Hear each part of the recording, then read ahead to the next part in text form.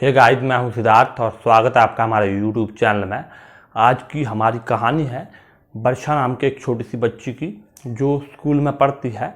वो अपनी माँ की मैकेनिक की दुकान में रहते हुए अक्सर आसमान में उड़ते हुए हवाई जहाज़ों को देखती है और बहुत प्रसन्न होती है। उसका सपना है, वो एक पायलट बनना चाहती है।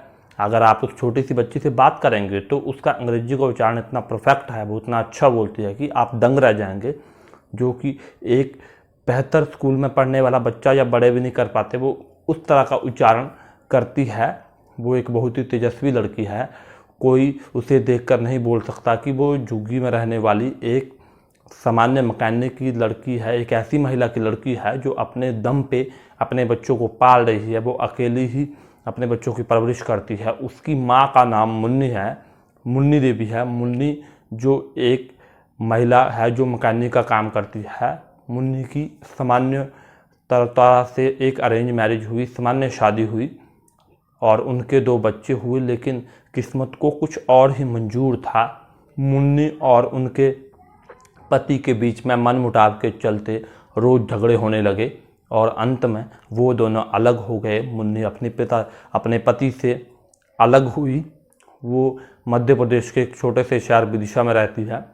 फिर वो वहाँ से उस शहर को छोड़कर, उस गांव को छोड़कर इंदौर में आ गई। वहाँ पे उसने अपने बच्चों की परवरिश के लिए एक सब्जी का ठेला लगाया। लेकिन इस काम के दौरान वह अपने बच्चों को समय नहीं दे पा रही थी और उसका सारा समय वहाँ पे अपने काम पे ही लगता था। तो उसने सोचा कि उसे एक बेहतर, सबसे ज़्यादा जरूरी है काम के साथ साथ अपने बच्चों को बेहतर परवरिश करना। वह इस बात को भली भांति समझती थी कि औलाद के लिए सबसे ज़्यादा जरूरी परवरिश है, तभी उसके बच्चों में अच्छे संस्कार आएंगे, वो अपने जीवन में बेहतर कर पाएंगे। इसलिए उसने अपने बच्चों को भी समय देने के लिए उसने कोई ऐसा काम ढूंढना चाहा जिसमें वो अपने बच्चों को भी समय दे सके। उसने अपनी सेविंग, बचे हुए कुछ पैसे और कुछ पैसे उधार लेके एक दुकान, मैकेनिक की दुकान की शुरुआत की। वो दुकान उसने सबसे पहले उसमें पंचर आदि का काम सीखा और 4-5 सालों के अंदर ही सभी गाड़ियाँ, ट्रक, ट्रैक्टर आदि को वह बड़े बेहतर तरीके से मरम्मत करती। जो भी गाड़ी ख़राब होती उसकी दुकान में आती है वो ठीक करती। सभी इस बात से हैरान हो जाते कि ये मर्दों का काम कैसे कर लेती है। वो उसके हाथ में इतनी सफाई थी कि बहुत जल्दी ही अपना काम निपटा लेती थी और तुरंत पैसे मांगती थी। उसको इस तरीके को देख के कोई उससे मोल भाव भी नहीं कर पाता था। वो बहुत ही बेहतर तरीके की मैकेनिक बन गई थी और धीरे धीरे लोगों को उस पर विश्वास होने लगा था। और वो इसके साथ साथ अपने बच्चों को भी बेहतर परवरिश कर रही थी।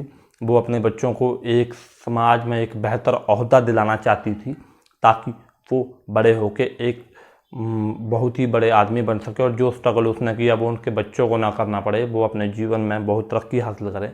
वो अपनी बेटी को उसका सपना पूरा करने में मदद करना चाहती है, उसके सपना वो साकार करना चाहती है। उसकी बेटी का सपना, वर्षा का जो सपना है वो पायलट बनना चाहती है। वो अपनी बेटी को पायलट बनाना चाहती है। तो ये कहानी है वर्षा की और उसकी माता की, मुन्नी की।